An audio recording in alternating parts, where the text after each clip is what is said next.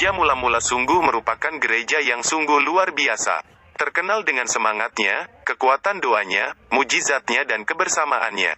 Pengaruhnya luar biasa. Apa yang mereka lakukan lahir dari pengertian akan prinsip-prinsip yang kekal mengenai hidup pribadi, gereja dan masyarakat. Kisah para rasul adalah ibarat sebuah model atau cetak biru, bagaimana seharusnya hidup orang Kristen dalam hal kehidupan pribadi, bergereja, dan bermasyarakat saat ini.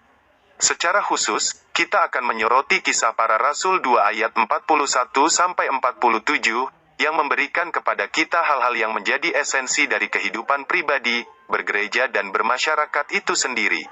Perhatikan baik-baik sikap dari gereja pertama di dunia, mereka berpaut sungguh-sungguh terhadap kemurnian ajaran para rasul. Ajaran atau doktrin rasuli tidak mereka kecilkan artinya bagi kehidupan, di tengah dinamika dan aktivitas kehidupan rohani mereka.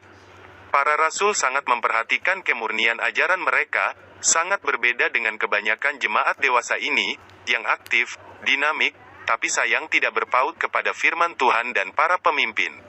Hati-hatilah kepada orang yang mau membawa kita kepada ajaran yang tidak bisa dipertanggungjawabkan menurut firman Tuhan. Sebab di akhir zaman ini Alkitab katakan bahwa akan muncul penyesat-penyesat yang dikuasai oleh roh pemecah belah. Hal kedua yang menjadi esensi adalah fokusnya pada hubungan. Dikatakan, mereka selalu berkumpul untuk memecahkan roti dan berdoa. Gereja-gereja rumah adalah ujung tombak dari perkembangan yang luar biasa dari kekristenan pada abad pertama. Dalam kelompok semacam ini tidak ada penonton.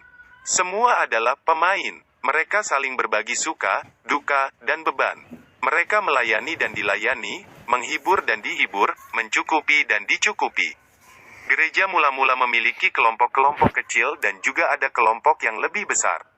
Ibadah raya adalah sebuah event yang ditunggu-tunggu sebab di sanalah mereka bisa secara bersama-sama merayakan hadirat Tuhan yang mulia. Kemudian ada juga dalam kelompok kecil di rumah-rumah.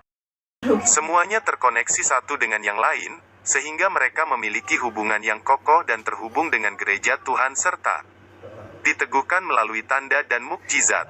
Gereja mula-mula penuh dengan masalah yang telah diubahkan. Orang-orang yang telah dan terus dipulihkan. Semuanya karena ada kuasa Roh Kudus yang meneguhkan berita Injil. Tuhan Yesus menyuruh kita untuk memberitakan Injil dan Ia berjanji untuk menyertai kita atau meneguhkan berita Injil itu. Gereja mula-mula adalah gereja yang punya kepedulian yang luar biasa pada mereka yang sedang menderita. Yang surplus begitu murah hati untuk memberi yang minus hingga dalam Kisah Para Rasul 4 ayat 34 dikatakan, tak seorang pun dari antara mereka yang berkekurangan. Bahkan pengaruh ini sampai kepada masyarakat sekitar.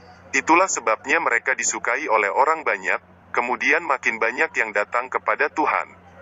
Tidak ada satupun bagian dari tubuh Kristus dewasa ini yang dapat menandingi orang-orang Pentakosta dalam kemurahan hati mereka, untuk menolong mereka yang menderita. Hidup orang Kristen harus memiliki kepedulian sosial yang tinggi. Tujuan utama dari baptisan Roh Kudus adalah untuk memberdayakan orang percaya untuk bersaksi. Gereja yang mula-mula bertumbuh karena tiap-tiap hari Tuhan menambah jumlah mereka dengan orang yang diselamatkan.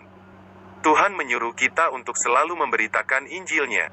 Dalam kurun waktu 100 tahun terakhir, segmen dari kekristenan yang mengalami pertumbuhan yang paling pesat adalah kaum Pentakosta.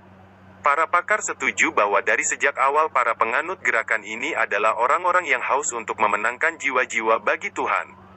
Misi adalah detak jantung dari hidup orang Kristen.